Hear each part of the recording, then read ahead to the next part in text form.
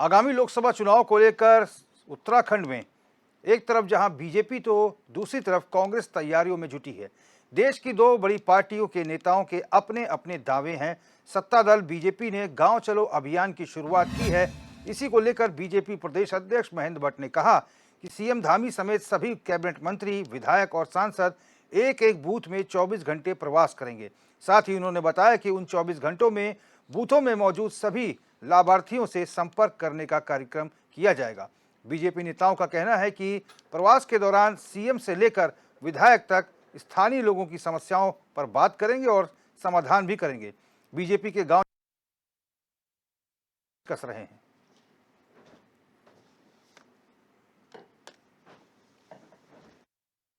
देखिए, पार्टी का अखिल भारतीय कार्यक्रम है और हमने 3 विषयों को लेकर कार्यक्रम श्रृंखला बनाई है। गांव चलो अभियान, 24 घंटे हम पूरी तरह उस बूथ पर रहेंगे और 3-4 प्रकार की कार्यक्रम श्रृंखला बनी है। पहला कार्यक्रम तो हमारा है कि हमारी जो बूथ कमेटी हमने बनाई है, बूथ कमेटी का सत्यापन हो, बूथ कमेटी के बीच में कुछ समस्याएं उसका भी चर्चा हो, और क्योंकि केंद्र प्रदेश में सरकार है तो सरकार से संदर्भित सुझाव ग्राम पंचायतों से आएंगे, उन सुझावों को भी हम सरकार तक पहुंचाएंगे। दूसरा, बूथ पर की वोटर्स है, अपने विभिन्न धर्मों के, समुदाय के ऐसे वरिष्ठ लोग होते हैं, नागरिक होते हैं, उनको भी भारतीय जनता पार्टी के विचार से हम अवगत कराएंगे, अब साथ जुड़ने का प्रयास करेंगे। तीसरा, दूसरे दलों के जो पोलिंग एजेंट हैं, हम उनसे भी आग्रह करेंगे। पूरा देश मोदी जी का चल रहा है, इसलिए आप सब लोग बीजेपी में आइए, उसका आह्वान लेकर भी हम बूथ पर जाने वाले। लाभार्थियों से प्रत्यक्ष संपर्क उनके घर पर जाकर हम करने वाले हैं। तो 3-4 प्रकार की श्रृंखलाएँ रहेंगी। गांव का जो देवस्थल है उसकी स्वच्छता कार्यक्रम हमने इससे जोड़ा है। पहले भारतीय जनता पार्टी ये तो बताए, जो गांव गोद लिए गए थे सांसदों ने और इनके विधायकों ने, वो गांव के चलने फिरने लग गए हैं।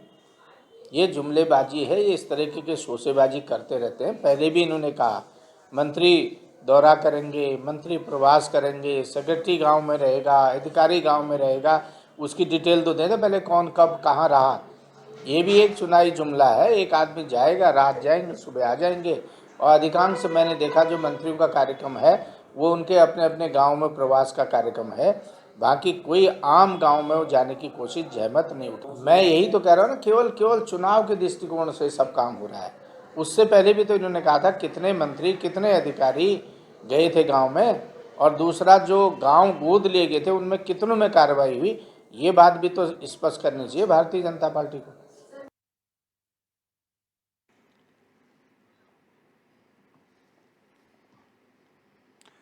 तो 2 चुनाव से भारतीय जनता पार्टी केंद्र में है और मोदी की गारंटी, ये बड़े स्लोगन के तहत भारतीय जनता पार्टी इस बार चुनाव में जाएगी और किया है, करती है, करेगी भाजपा। ये स्लोगन 2022 के विधानसभा चुनाव का था, ये स्लोगन भी इस बार चुनाव में रहेगा।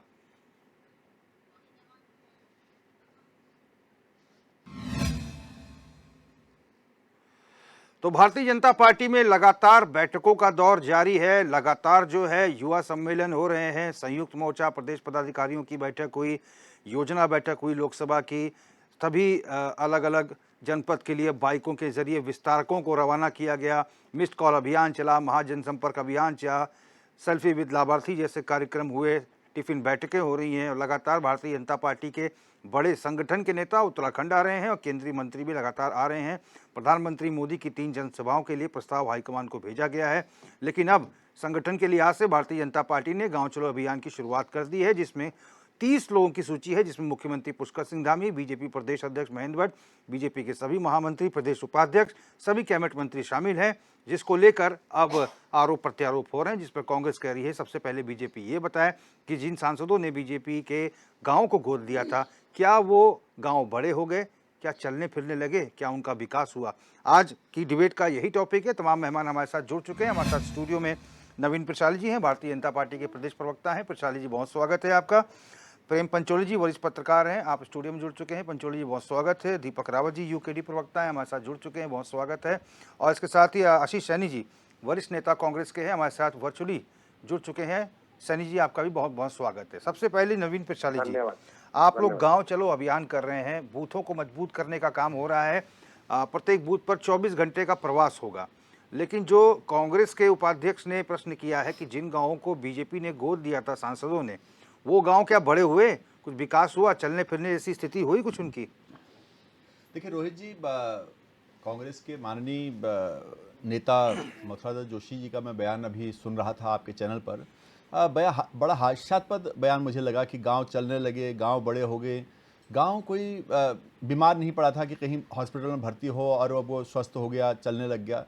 कहने का मतलब यह है कि माननीय प्रधानमंत्री नरेंद्र मोदी जी का जो सपना है गांव के समग्र विकास का, उसको साकार करने के लिए भारतीय जनता पार्टी ने 9 से 11 फरवरी तक राष्ट्रव्यापी अभियान चलाया है, गांव चलो। और देखिए, भारत एक कृषि प्रधान देश भी है और भारत की जो सभ्यता है गांव बस्ती है, ये हम सब जानते हैं। और गांव से ही सारे रास्ते निकलते हैं, गांव के लोगों से ही वो सारे विचार विमर्श होते हैं जिससे देश आगे तरक्की करता है। तो गांव के समग्र विकास के सपने को साकार करने के लिए भारतीय जनता पार्टी के सभी दिग्गज नेता गांव में बूथों में प्रवास करेंगे और उस दौरान वहाँ की स्थानीय जनता से संवाद करेंगे। पिछले 10 सालों में भारतीय जनता पार्टी की सरकार ने जो कालजयी काम किए हैं और जो निर्णय लिए हैं जिससे देश का विकास हुआ है, वो उन तक पहुंचाया जाएगा और उनसे राय लेकर सरकार तक पहुंचाया जाएगा, ताकि हम एक जो लक्ष्य हमारा विकसित भारत का वो सपना साकार हो, उस तरफ हम बढ़ें। इसलिए उत्तराखंड के सभी बूथों पर हमारे दिग्गज नेता, मुख्यमंत्री जी के साथ कैबिनेट भी और बड़े नेता भी, माननीय प्रदेश अध्यक्ष भी और लाखों कार्यकर्ता अलग अलग जगह प्रवास करके इस अभियान को चलाएंगे और उसको सफल करेंगे। चलिए, आशीष सैनी जी, कल आपके भी प्रदेश प्रभारी आ रहे हैं 2 दिवसीय उत्तराखंड दौरे पर। हालांकि बीजेपी के कई कार्यक्रम चल रहे हैं। अब गांव चलो अभियान बीजेपी ने शुरू किया है। सभी बड़े नेता अब गांव की तरफ रुख करेंगे, बूथों पर रहकर प्रवास करेंगे और वहां की समस्याओं को जानेंगे, वहीं भोजन करेंगे किसी कार्यकर्ता के यहाँ, वहीं विश्राम करेंगे और फिर अगली रणनीति तैयार की जाएगी। कांग्रेस का क्या कुछ कहना है?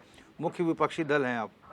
देखिए, प्रत्येक दल को अपने प्रचार प्रसार और अपनी रणनीति बनाकर एक अवसर मिलता है चुनाव से पहले, और भाजपा भी कर रही है और हमारी पार्टी तो और अच्छे ढंग से करती है। और हम लोग अपने मतदाताओं के बीच में जाकर अपना कार्यक्रम रखते हैं। पर भारतीय जनता पार्टी के लोगों के सामने समस्या सबसे बड़ी आती है कि वो कार्यक्रम क्या रखे, ऐसा कौन सा काम है जो उन्होंने किया होगा, क्योंकि इनके मुख्यमंत्री और प्रधानमंत्री तो काम के नाम पर जीरो साबित हुए। तो अब हम लोग तो अपनी बात रखने जा रहे हैं कि किस तरह से देश की इकोनॉमी से लेकर और शांति व्यवस्था को लेकर हर चीज को सामने ला सके। तो लेकिन अब भारतीय जनता पार्टी क्या कर रही है वो तो एक उनका अपना अंदरूनी विषय हो गया। लेकिन हमारा ये कहना है, जिस तरह से हमारे प्रदेश उपाध्यक्ष ने कहा है कि जी सैनी जी, हमारे प्रदेश उपाध्यक्ष जी ने कहा है कि जैसे भारतीय जनता पार्टी की सारी बातें जुमले साबित हुई है, तो ये भी एक जुमला ही साबित होगा। प्रेम पंचोली जी, आपका क्या स्टैंड है सर? आप किस चश्मे से देख रहे हैं इन तमाम? जी सैनी जी, हाँ, हाँ आपकी आवाज आ रही है। आप कंटिन्यू करना चाह रहे हैं? नहीं, ठीक है, आपकी आवाज आ रही है सैनी जी। पंचोली जी, आपका राजनीतिक आवाज ठीक चश्मा आ रही क्या है। कुछ कहता है? किस रूप में देख रहे हैं तमाम राजनीतिक दलों की तैयारियों को और क्या लग रहा है कि इस बार ऊँट जो है किस करवट बैठेगा? देखो, किसी भी ये सत्ताधारी भारतीय पार्टी जनता को पार्टी का चुनावी एजेंडा है। भाजपा दंगे कराकर ही चुनाव जीतना चाहती है, नफरत के रथ पर सवार है। भारतीय जनता पार्टी ने हमेशा से इस डिजाइन को कहीं तैयार और का किया है, पर्दा पंचोली जी, गुजरात आप से लेकर शुरू पूरे कीजिए। देश में पंचोली जी, इसका आप सही बोलिए। उपयोग हो रहा है। इनकी आवाज़ बंद कर देंगे। तो ये मैं ये कह रहा हूँ कि किसी भी सत्ताधारी पार्टी को अगर गांव चले अभियान चला रहे हैं तो उसको चलाना चाहिए, है ना। और अगर वो गांव चलो अभियान चला रहे हैं तो उसमें कोई हर्ज नहीं है और वो बहुत अच्छी बात है। वो सुखद है कि पहली बार किसी राजनीतिक दल ने, जो सत्ता में बैठा हुआ दल है, उसने यह निर्णय लिया कि गांव चलो अभियान चलाएंगे। और गांव चलो अभियान का जो नेतृत्व है वो व्यक्ति करेगा जो वहाँ से जीत करके आया, जो जिसने वहाँ से वोट मांगे हैं, न कि संगठन का कोई कार्यकर्ता जो 4-5 लोगों ने या 50 लोगों ने बनाया, वो अध्यक्ष है या कोई मंडल अध्यक्ष है वो जाएगा, तो उसका कोई मतलब नहीं होता। ये सत्ताधारी पार्टी की मैं कहता हूँ कि ये उनकी सफलता है कि उन्होंने गांव चलो अभियान का जो नेतृत्व है उस व्यक्ति को दिया जो वहाँ से जीत करके आया है। ये मैंने तब समझा कि मेरे गाँव, मेरे क्षेत्र का जो विधायक है वो मेरे गाँव में 11 तारीख को जाएगा और मेरे गाँव के लोगों ने बोला कि तुम जरूर उस दिन गाँव आना, क्योंकि हम गाँव की मांग विधायक को लिख के देंगे उस दिन। तो ये बड़ी बात है कि वो जब उस विधायक को लिख के देंगे, अगर 100 मांगे नहीं, 100 मांगों में से अगर 2 मांगे पूरी हो गई तो मुझे लगता है कि उनको करना चाहिए। और यदि नहीं करते हैं तो ये कांग्रेस की जिम्मेदारी या प्रतिपक्ष के संगठनों की जिम्मेदारी है कि इनको लिख के भी दिया है, और लिख के भी दिया है तो कुछ हुआ ही नहीं, कोई निर्णय नहीं हुआ, कुछ काम नहीं हुआ। तो ये अच्छा है, ये सुखद है कि किसी भी राजनीतिक दल को गांव चलो अभियान चलाना चाहिए। इसमें राजनीति नहीं होनी चाहिए कि गांव चलो अभियान भाजपा का है। गांव चलो अभियान तो एक स्वाभाविक प्रक्रिया है। यदि आप उन गांव से जीत करके आ रहे हैं तो उन गांव चलो अभियान आपको चलाना चाहिए, करना चाहिए। आपको देखना भी चाहिए कि आपके विधानसभा में या आपकी कॉन्स्टिट्यूंसी में आपके जहां आप चाहे कैबिनेट मिनिस्टर हैं या दूसरे जिम्मेदारी आपके पास है, और या आपको राज्य मंत्री का दर्जा भी दिया गया है, अगर आपको नेतृत्व की जिम्मेदारी दी गई है तो आप अपने क्षेत्र को देखें कि वहाँ क्या हो सकता है और क्या नहीं हो सकता है। जो नहीं हो सकता है उसमें मुझे लगता है कि बहुत ज़्यादा वो मखौल वाली बात हो जाएगी कि ज़बरदस्ती उसमें माना आजकल बहुत सारी चीज़ें हैं। थोड़ा आपके संज्ञान में लाना चाहता हूँ, हमारे जो रिपोर्टर्स हैं जो अलग अलग तरह से लिखते हैं, खबरें लिखते हैं, उनके पास एक ही चीज़ आती है कि जहाँ सड़क बननी है वहाँ सड़क नहीं बन रही है, वहाँ खड़िंजा बिछ रहा है, और जहाँ खड़िंजा बिछना है वहाँ सीसी मार्ग बन रहा है। तो ये स्पष्ट हो जाएगा कि जब किसी बूथ पे कोई जीता हुआ प्रतिनिधि जाएगा तो उसको बताया जाएगा कि क्या होना चाहिए। तो मुझे लगता है कि स्थिति साफ हो जाएगी कि क्या करना है गांव लेवल पे और गांव के विकास के लिए हमको क्या करना चाहिए। और जो ये रिकमेंडेशन आए, मुझे लगता है कि जब आम चुनाव सामने पे है तो इस रिकमेंडेशन को कोई भी दल अपने स्वीकार करे और इस पे आगे काम करे। मैं तो ये कहना चाहता हूँ। दीपक रावत जी, गांव चलो अभियान बीजेपी का लोकसभा चुनाव से पहले गांव में जाके समस्याओं को सुनेंगे। कांग्रेस कह रही है कि जो गांव गोद लिए हैं पहले उसकी क्या स्थिति है वो बताएं।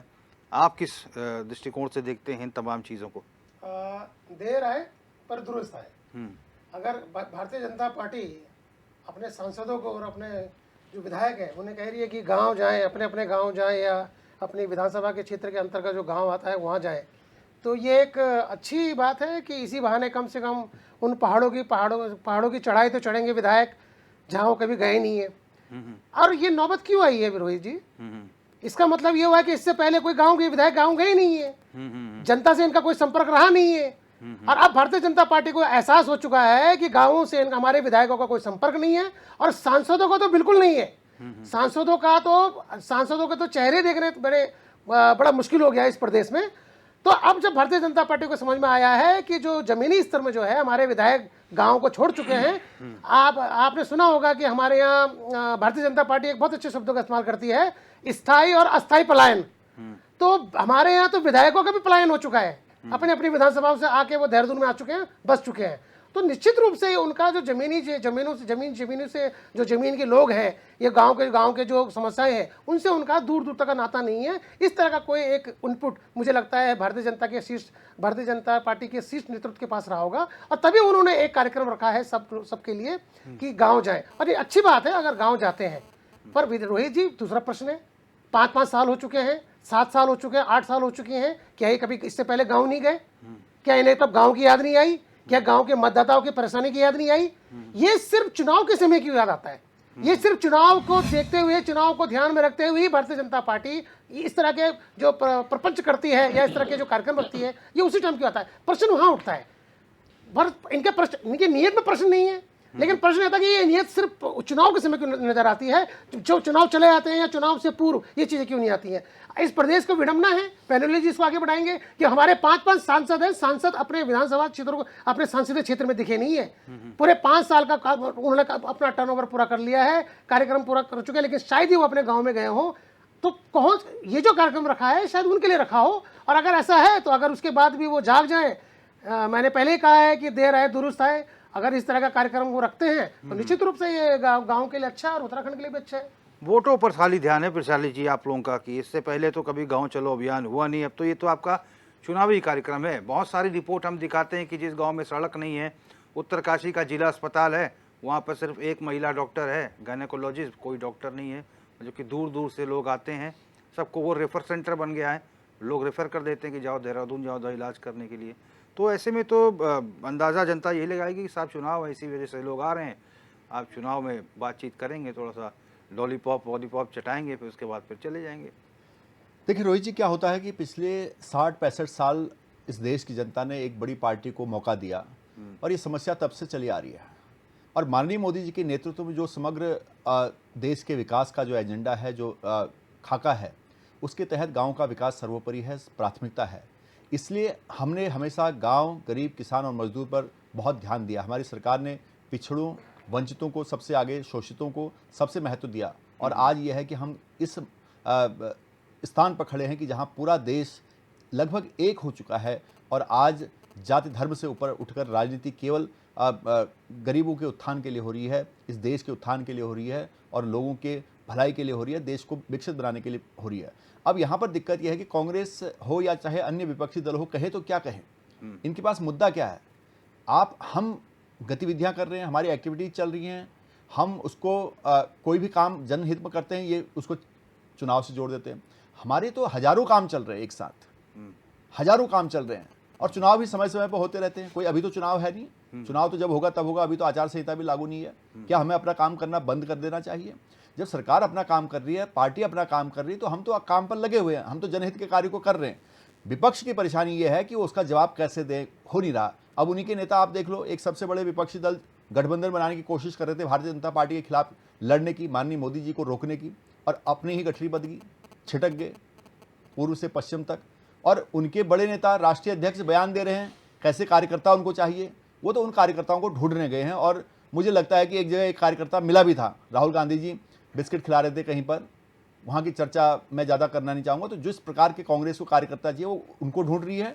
हमारा जो समग्र विकास का एजेंडा है गाँव का, हम उस विकास को कर रहे हैं। ये विकास की बयान लगातार बहती रहेगी। कांग्रेस ने एक सवाल पूछा था ये जोशी जी ने कि भाई सांसदों ने जो गाँव लिए थे उसका रिपोर्ट कार्ड कब वो देंगे, कितना विकास किया, कहाँ तक सड़क पहुंची, पेयजल की क्या स्थिति है, बिजली की क्या है, स्वास्थ्य की, शिक्षा की, ये जनता के सामने कब आएगा? देखिए रोहित जी, आज केवल सांसदों द्वारा गोद लिए गांव ही नहीं बल्कि पूरे उत्तराखंड के गांव में वो सारी सुविधाएं पहुंच गई जो पिछले 70 सालों से नहीं पहुंची थी। चाहे वो बिजली हो, चाहे वो पानी हो, चाहे वो सड़क हो, चाहे वो आपका गैस हो, चाहे अन्य माध्यम हो, बैंक हो, अकाउंट हो, सारे पहुंचाए हैं पिछले 10 साल में। इसलिए तो जनता प्रभावित है भारतीय जनता पार्टी से, और इसलिए भारतीय जनता पार्टी का जनाधार बढ़ रहा है। देश की जनता आज भारतीय जनता पार्टी के नेतृत्व में विश्वास रखती है। देश की जनता को, देवतुल्य जनता को ये पता है कि अगर इस देश को कोई संभाल सकता है तो अब भारतीय जनता पार्टी है, और कोई नेतृत्व है वो माननीय मोदी जी है। तो मोदी जी के नेतृत्व में विश्वास करते हुए, भारतीय जनता पार्टी में विश्वास करते हुए इस देश की जनता लगातार अपना आशीर्वाद भारतीय जनता पार्टी को दे रही है, माननीय मोदी जी को दे रही है। और इस बार भी जनता मन बना चुकी है कि पिछले बार से ज़्यादा सीटों से, पिछली बार से ज़्यादा मतों से भारतीय जनता पार्टी को प्रचंड बहुमत से केंद्र की सत्ता, जो हमारी सर्वोच्च पंचायत है, वहां पर भेजने का जनता ने मन बना लिया है। और विपक्ष उसको देकर परेशान है। उस हवा से ही वो जो गूंज है उनके कानों में गूंज रही है, और दिन रात बेचैन क्या हुआ है उनको ये पता नहीं चल पा रहा वो क्या करें, क्या बोलें, क्या कहें। तो इसलिए सब हवा में चल रहा है, जनता उसको देख रही है। जनता जनार्दन के दरबार में भारतीय जनता पार्टी है। पिछले 10 सालों का काम लेकर हम गांव तक जा रहे हैं, और गांव का विकास का एजेंडा, इस देश के विकसित भारत का एजेंडा हमारा है, हम उसको पूरा करके रहेंगे। आशीष सैनी जी, देखिए आप लोग बीजेपी के कामों को बर्दाश्त नहीं कर पा रहे हैं। देखिए आपके पास कोई एजेंडा नहीं है, रोक नहीं सकते, बीजेपी की आंधी है। इस बात पे है कि नहीं, एक मिनट, मुझे आपके शब्द पे आपत्ति है। हमने कब कहा कि हम बर्दाश्त नहीं कर पा रहे हैं? आप बताइए ना। ये तो हम कह रहे हैं, हमारी बात को आप तक पहुंचा रहे हैं। ये कह रहे हैं ना, ये बीजेपी कह रही है। हम कह रहे हैं, हमारी बात को पहुंचा रहे हैं। प्रवक्ताओं की हालत है, एक खूब लंबा भाषण दबा वही की जैसा भाषण देंगे और बाद में कहेंगे कि कांग्रेस के लोगों को दिक्कत है। हमारी तरफ से ये कहीं जाके कहे, कुछ भी करे, कुछ भी मरे, कहीं मरे जाके। अरे तो खड़गे जी क्यों बोल रहे हैं भौंकने वाले कार्यकर्ता चाहिए? रोहित जी इनसे पूछे जरा, खड़गे जी क्यों बोल रहे हैं भौंकने वाले कार्यकर्ता चाहिए? राहुल गांधी क्यों खिला रहे हैं? आशीष सैनी जी, अरे ये तो मत बोलिए कि कहीं बार बार आप अपनी तरफ से। नहीं, मैं बता दूं कि क्यों खड़गे जी बोल रहे हैं भौंकने वाले कार्यकर्ता जी और राहुल गांधी जी बिस्किट खिला रहे हैं? क्या मतलब बनता है इसका? कहां पहुंच गई कांग्रेस? मैं ये कह रहा हूं कि क्यों खड़गे जी ने रामलीला मैदान से कहा हमें भौंकने वाले कार्यकर्ता चाहिए, और राहुल गांधी जी क्यों बिस्किट खिला रहे हैं? नहीं तो आपको क्या जरूरत पड़ रही है भौंकने की? आप काय के लिए भौंक रहे हैं? उन्होंने हमारे हम तो भौंकने वाले हैं नहीं, हम बता रहे सैनी जी। तो उससे हमें देखेंगे ना, हमें कोई जरूरत नहीं, सही बोला आपने, हमें कोई जरूरत नहीं भौंकने की। आपत्ति है, हम तो बोलते हैं। आपकी हालत तो कुत्ते से ज्यादा खराब हो रखी है। भाजपा तो आपको कुत्ते के भाव भी नहीं पूछ रही है। 5 साल बाद चुनाव आया तो अब जाकर गाँव चलने की ये है रोहित जी बात। अब मैं आगे ना अपनी बात पर, हालत कुछ है देखो पहले आपसे कर रहे थे, फिर हमसे कर रहे, बात वही है जो मैंने नब्ज पकड़ी है, बिल्कुल एकदम सही पकड़ी, इनकी नब्ज एकदम सही पकड़ ली हमने। वो गठबंधन की गठरी बदली है, चले थे भारतीय जनता पार्टी से लड़ने, अपने ही अंदर बिखर गए, अपने ही अंदर बिखर गए। करने के लिए आए यहाँ पर, आप मुंह से गोबर करने के लिए टीवी चैनल पर बैठते हैं। आशीष सैनी जी, बस ये शब्द है कांग्रेस का। बताइए आशीष कहाँ सैनी जाएगी जी, कांग्रेस? खत्म हो गई। देखिए शुरुआत में आपने नहीं, मैं खत्म हो पहली गई। बात तो बीजेपी के प्रवक्ताओं को इतनी तमीज सिखाइए, यदि सामने बैठेंगे तो और पीछे बोलेंगे तो मेरा जूता न बात खुदाई करेंगे मिला उनसे। न विसाले सनम, इतनी न इधर तमीज के ये रहे बात न उधर करने के की सैनी कि अपना जी, पूरा कहीं के नहीं भाषण रहे आप। देंगे, वही रटा रटाया भाषण बार बार देंगे और बकवास करेंगे बैठ के। क्या बोल रहे हैं आप? बताओ, आप चैनल पर बैठ के आपकी अपनी भाषा को रिकॉर्ड करके बाद में सैनी सुनना। जी, सैनी जी, भाषा के लिए नहीं, ये बार-बार इसका लिंक बार-बार आएगा आपके देखिए, पास, आपके चैनल आप पर- आराम से सुनना इसको, आपके 3 चैनल बार पर ही समझना, होती है 3 बार डिस्टर्बेंस। सुनना, 3 बार और सुनना यही इसको कम से प्रवक्ता कम। रोज लंबा इनको भाषण रोहित जी देते को एक हैं। लिंक भेज देना। ये लंबा मैं आपके भाषण देते पीसीआर हैं से बैठ के। रिक्वेस्ट करूंगा इनके उस पर व्हाट्सएप पर लिंक भेज दिया जाए और उसको 3 बार सुनना। आप जरा अपनी भाषा को सुनना सैनी जी, तब पता लगेगा आप कितने नहीं, आप विक्षिप्त बार बार बुद्धि देखिए, के हो अगर चुके हैं। आप बार बार कांग्रेस कितनी विक्षिप्त बुद्धि की हो नहीं, चुकी पिछला है। जी मैं एक सवाल लेता हूं तो बड़ी जी। दिक्कत होती है। सैनी जी, जैसे शुरुआत में आपने कहा, देखिए व्यक्तिगत राय सबकी अलग अलग हो सकती है। जैसे जी, आपने नमस्कार। कहा कि कहीं जी, भी बोलिए। जाके मर जाए ये भौंकने वाले सब। मेरा कहना ये है कि आप जी। लोग तो एक ही वो मतलब कहीं रोहित आप जी, लोग की वो बिरादरी फोन तो पे एक ही बिजी है, तो आप लोग वो नेता फोन ही, पे बिजी हैं, दूसरी लेकिन फोन मुझे पे। लग रहा है कि मतभेद है, मनभेद नहीं होना चाहिए। देखिए, मैंने ये सारे एपिसोड में मेरे तीन मेरी केवल देखिए प्रशाली जी को बहुत कष्ट हुआ है, देखिए चेहरा देखिए उतर गया उनका। नंबर सैनी जी, आपकी बात से उनका चेहरा उतर गया है। करोड़ रुपए का वो ठेका कहीं और बात कर रहे हैं गुजरात आप। की अगर मैंने कंपनी को कहा ना दिया वो गया है। दूसरा यूसीसी जब आदमी में तड़का अपने काम सेंस नहीं में नहीं आया, होता तो जनता दिक्कत हो नहीं जाती है। कांग्रेस बरसी, आज बहुत मुश्किल तो है इन्होंने कांग्रेस के लिए। रोहित जी, धर्म मैं स्थल- बता रहा हूँ कि कांग्रेस की हालत पूरे देश में ऐसी हो गई है कि आज कांग्रेस कहीं की नहीं है, कोई एजेंडा नहीं है कांग्रेस के पास। कांग्रेस के बड़े नेता ऐसी बयानबाजी कर रहे हैं कि खुद ही गर्त में जा रहे हैं। पूरी जगह पर कांग्रेस की बिल्कुल, अब मुझे वो शब्द कहने नहीं चाहिए आपके टीवी चैनल पर, हालत बहुत खराब हो चुकी है। कांग्रेस के अंदर बहुत सारे दल बन चुके हैं और वो दल जो है आपस में ही कांग्रेस को खा रहे हैं। अब कांग्रेस के पास उसको कोई उपाय नहीं है, वो ऐसा कैंसर बन चुका है। उत्तराखंड में आप देखिए, एक दल के अंदर कई दल जब होते हैं तो दलदल में फंस जाता है। वो हालात कांग्रेस का हो गया। कांग्रेस डूबता हुआ जहाज नहीं बल्कि डूब चुका है, मैं ये कहना चाहूंगा। चलिए दीपक रावत जी, आप यूकेडी के प्रवक्ता हैं, लग रहा है कि आप लोग भी बीजेपी की आंधी को, जैसा मुझे लग रहा है, जैसे बीजेपी कहती है, रोक नहीं पा रहे हैं आप लोग भी कमजोर पड़ रहे हैं, ऐसा लग रहा है। देखिए, इसमें कोई शक नहीं है। कोई दो राय नहीं है कि भारतीय जनता पार्टी जिस कोई तरीके शक से नहीं है।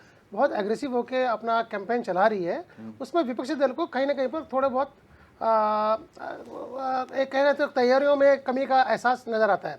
लेकिन जो आज एक विषय पूछे, मैं आप ही के माध्यम से पूछना चाह रहा हूँ, विपक्ष क्यों ना बोले कि ये एक चुनावी एक एक्सरसाइज है, या एक तंज क्या बोलना है, एक तरीके से एक मुहावरा टाइप का है कि चलो गांव चले अभियान। आप बताइए ना, 5 साल संसदीय चुनाव की बात कर रहे हैं हम लोग, रोहित जी, 5 साल हो गए सांसदों को। प्रधानमंत्री जी ने कहा था एक सांसद एक गांव लेगा। प्रवक्ता जी बताएं किस सांसद के पास कौन सा गांव है?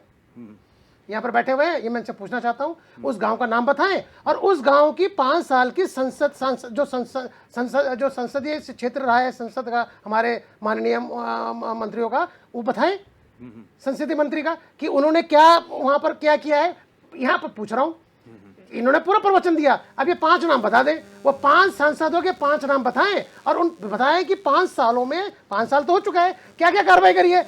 अगर ये बात सत्य हो जाएगी, बैठे हुए मुझे पता है निश्चित रूप से इन्हें कुछ पता नहीं होगा, गांव का नाम नहीं पता होगा, स्वयं सांसद को गांव का नाम नहीं पता है कि कौन सा सांसद उसने गोद ले रखा है कागजों में, या उसने स्वयं बोला हुआ है कि हाँ। क्योंकि देखिए हो क्या रहा है, सिर्फ चुनाव के लिए हम क्यों बोल रहे हैं। अगर अगर वो 5 गांव आज नजीर बने होते इस प्रदेश के लिए, इस पूरे भारत के लिए, तो कहीं ना कहीं पर आपके पास भी रोहित जी ये आता कि 5 सांसदों ने जो गांव गोद लिए थे, उसमें से एक सांसद का ये गांव इतना बड़ा है। अच्छा, मैं एक अपनी बात रखना लेकिन हुआ चाहता क्या है, देखिए हुआ क्या है, नहीं हुआ ना। अब क्या है कि मैं पहले ही बोल चुका हूं कि ये सिर्फ पीआर एक्सरसाइज है, गांव से अपने आप को जोड़ने के लिए और दिखाने के लिए। अगर ऐसे संभव होता तो समय बहुत था, 8 साल का समय है। 2 बार ये भारतीय जनता पार्टी विधानसभा जीत के आ रखी है और संसद, इनको गांव जाने की जरूरत नहीं पड़ती। गांव वाले इनको तो इनके पास तो ये आंकड़ा रहता कि पिछले 5 साल में, ये पिछले 8 साल में देखिए, कितने गांव को ये रावत कवर जी, कर चुके हैं और कितने गांव में जा रहे हैं। देखिए 2019 का चुनाव हो, 14 का चुनाव हो, 14 में गुजरात मॉडल को रखा गया था और 19 में प्रधानमंत्री मोदी, जहां जहां भी जनसभाएं हुई थी, हमने बहुत सारी जनसभा कवर की थी। जनता के मन में, एक आम आदमी के मन में एक बात ये बैठ गई है, और मोदी जी खुद भी चुनावी जनसभाओं में कहते हैं कि आपका दिया गया एक एक वोट सीधे मेरे पास आएगा। यानी पब्लिक को समझ में आ गया, प्रत्याशी के नाम पे वो किसी को भी खड़ा कर दें, किसी के गले में भी माला डाल दें, वो पब्लिक ये सोचती है कि हम बटन दबाएंगे तो मोदी जी को जाएगा। तो ये विपक्ष क्यों नहीं कर पा रही है? इस प्रकार के प्रयोग या इस प्रकार का जो एग्रेशन है विपक्ष क्यों नहीं दिखा पा रही है? देखिए आपको तो किसी ने मना किया नहीं है, आप तो क्षेत्रीय दल है। देखिए रोहित जी, निश्चित रूप से अगर हम चलिए दीपक राव जी, ये सवाल मैं लूंगा ब्रेक के बाद, अभी एक छोटे से ब्रेक के लिए रुकेंगे।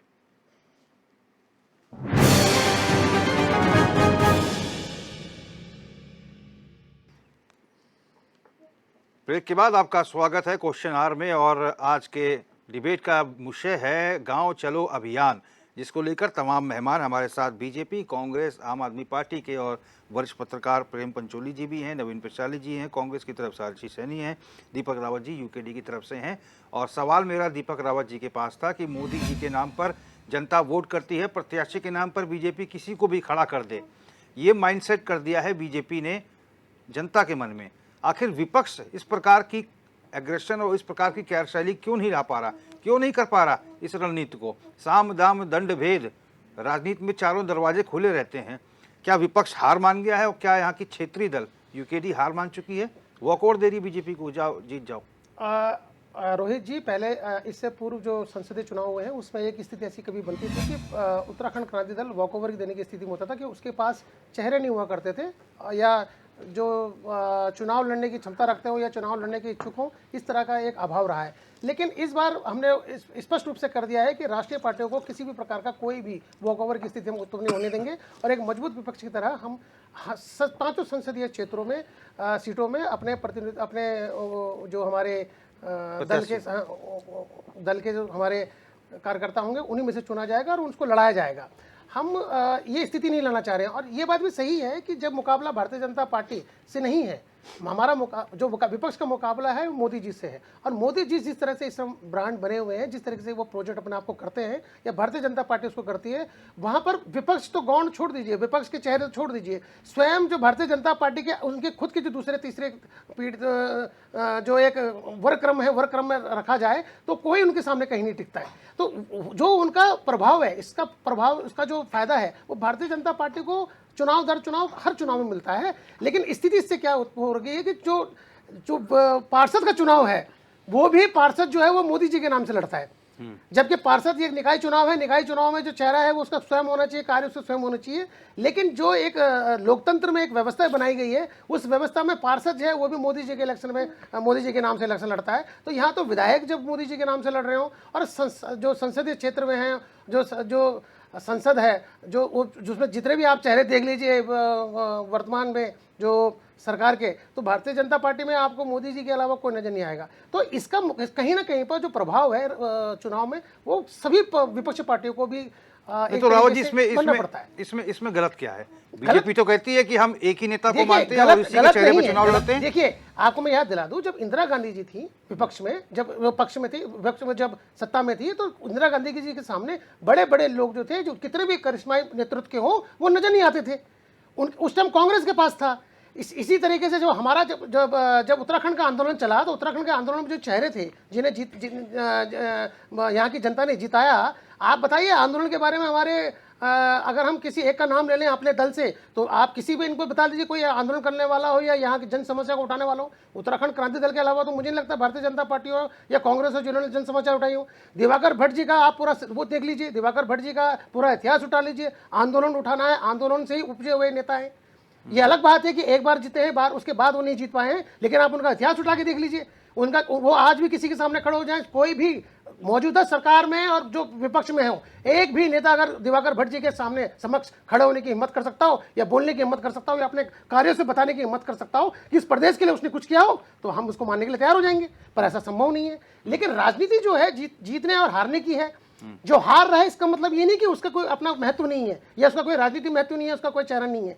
जीतने का जो सिलसिला चला हुआ है, जो नेता हैं जो जीत रहे हैं, विधायक जीत रहे हैं, जो पार्षद जीत रहे हैं, जो सांसद जीत रहे हैं, वो क्या अपने चेहरे से थोड़ी जीत रहे हैं।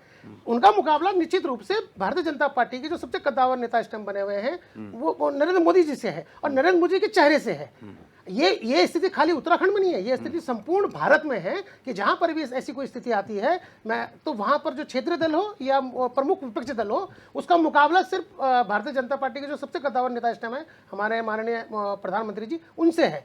तो ये पर इसका मतलब ये कहीं नहीं है कि जो विपक्षी दल के जो नेता हैं, जिनका अपना एक व्यक्तित्व है, अपना एक ऑरा है, वो कहीं कमतर हैं।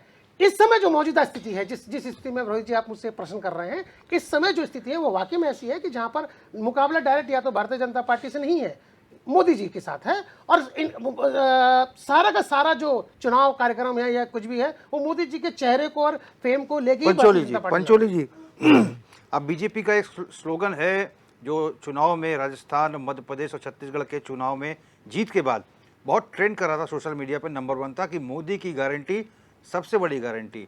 इसको बीजेपी अब भुनाने में लगी है, आप किस चश्मे से देखते हैं इसको? बिल्कुल बीजेपी भुनाएगी ना, उनका नेता वही है।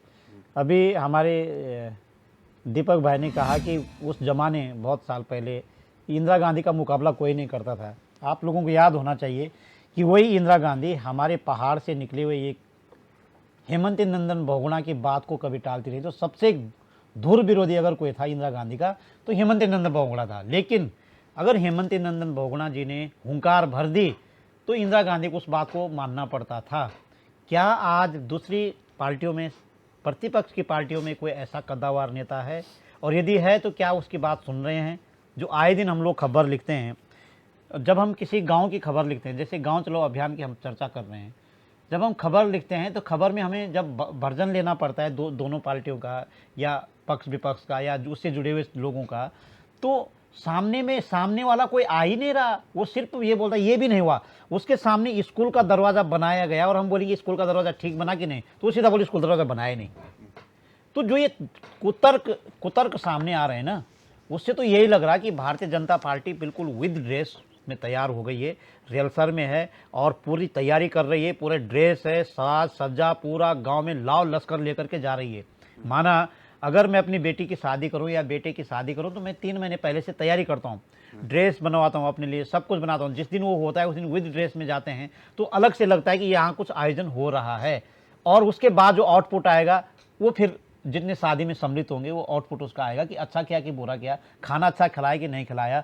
तो भाजपा ने ये पूरी तैयारी कर दी, जितने भी इनके नेता हैं बिल्कुल अपनी ड्रेस में हैं और जो कलर है ड्रेस का वो बिल्कुल अच्छा लग रहा है, सब लोग उस ड्रेस को देख रहे हैं। लेकिन उसका आउटपुट जनता को देना चाहिए। मैं तो ये कहना चाहता हूँ, इसलिए देना चाहिए कि मेरे एक दोस्त है, पत्रकार दोस्त है, नाम नहीं लूँगा, उनकी ये किताब आ रही है कि सांसदों के प्यारे गाँव। उत्तराखंड में जो सांसदों ने जो गांव गोद लिए ना, उसमें दोनों पार्टी के सांसद है, इसमें ना कोई भाजपा ना कांग्रेस, दोनों पार्टियों के सांसद है। मैं अल्मोड़ा के एक सांसद के गांव में गया और मैं टिहरी के भी एक सांसद के गांव में गया।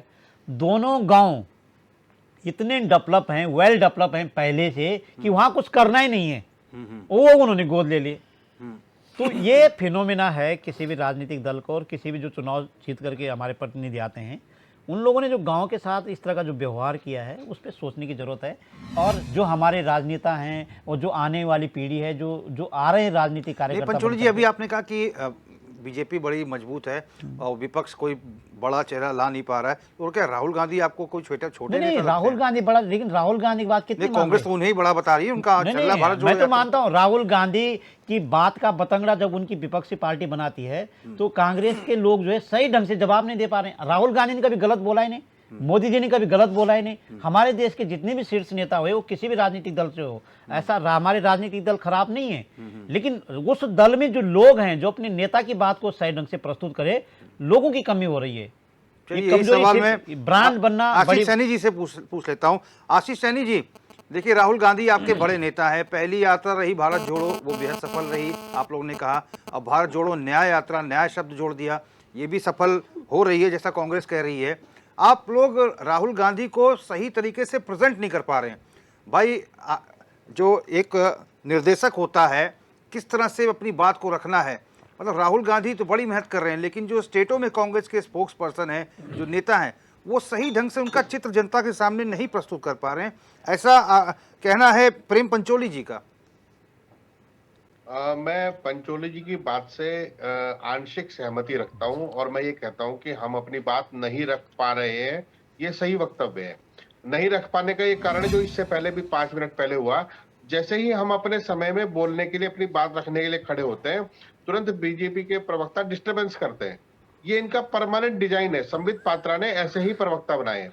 अब मैं ये कह रहा हूं, अब जो आज जिस विषय पर ये डिबेट है कि चलो गांव की ओर, बीजेपी ने कार्यक्रम बनाया, मैं कह रहा हूं बीजेपी जब गांव की ओर चलेगी उसे वहां बेरोजगार मिलेंगे, और जब गांव की ओर चलेगी तो महंगा सिलेंडर और महंगाई से त्रस्त महिलाएं मिलेंगी, और जब गांव की ओर चलेगी तो किसान मिलेंगे जिनके खाद बीज और कृषि उपकरण पर महंगाई करने के बाद जीएसटी भी लगा दी गई। और जब बीजेपी गांव की ओर चलेगी तो गोद लिए हुए गांव भी सवाल पूछेंगे। दूसरी चीज क्या कहेंगे कि जो आपने अभी राहुल गांधी जी की और मोदी जी की तुलना की, राहुल गांधी और मोदी जी की तुलना कभी की ही नहीं जा सकती। जो व्यक्ति संसद प्रधानमंत्री होने के बाद लोग जो लाल किले से भी झूठ बोल देता हो, जिन्होंने राजस्थान चुनाव में कहा हो कि हम 450 का सिलेंडर देंगे और आज चुनाव के बाद तुरंत मना कर दे कि हम कोई सिलेंडर नहीं देंगे। मोदी की गारंटी किन चीजों पर है कि मोदी जी जो बात मंच से बोलेंगे, जो बात मैनिफेस्टो में लिखेंगे, उसको बिल्कुल भी लागू नहीं करेंगे। यही मोदी की गारंटी है। मोदी जी ने कहा कि 2 करोड़ रोजगार मैं हर साल दूंगा, किसी को रोजगार नहीं दिया, यही गारंटी है। तो यही गारंटी हमारे जो खड़गे जी है, जब देहरादून में आए तो उन्होंने कम से कम 10-15 गारंटियां इनकी गिनाई। दूसरी बात, मैं देश की मीडिया की भी जिम्मेदारी मानता हूं कि कम से कम विपक्ष की बात सुनने और समझने का भी अवसर दें। आज राहुल गांधी जी न्याय यात्रा पर हैं।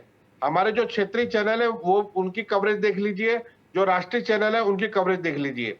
राष्ट्रीय चैनलों के 15 पत्रकार दिन रात अपने ट्विटर पर और अपने चैनलों पर मोदी गुणगान करते हैं, और वो उसी का प्रचार तंत्र का हिस्सा बन चुके हैं। चुनाव आयोग से लेकर ईडी, सीबीआई केवल विपक्ष के नेताओं पर कार्रवाई करती है, और इस सब के बावजूद, पूर्ण बहुमत होने के बावजूद, भारतीय जनता पार्टी आज भी दयनीय है।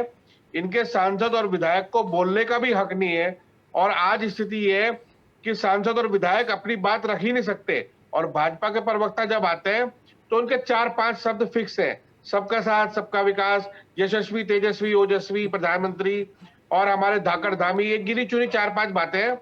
इनसे अगर एक सवाल मैं अभी यहाँ आपके मंच पर पूछ लूं तो इसका जवाब इन प्रवक्ता महोदय के पास नहीं होगा कि 373 करोड़ रुपए में उत्तराखंड का सारा खनन पट्टे गुजरात की कंपनियों को क्यों सौंप दिए गए? केदारनाथ मंदिर का सोना कौन चुरा कर ले गया? ये 2 सवाल का जवाब दे दीजिए, मैं इनकी हर बात से सहमति कर लूंगा। लेकिन आज कांग्रेस का कार्यकर्ता पूरे अपनी बात को लेकर, राहुल गांधी जी ने कहा कि जब हमारी मीडिया हमारी बात को नहीं उठा पाने में सक्षम हो पा रही है, अल्टरनेटिव मीडिया की पहुंच उतनी ज्यादा नहीं है, तो आज कम से कम हम खुद सड़कों पर निकले।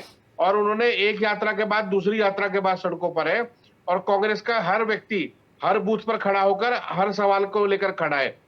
जनता के हर सवाल की लड़ाई लड़ी जाएगी।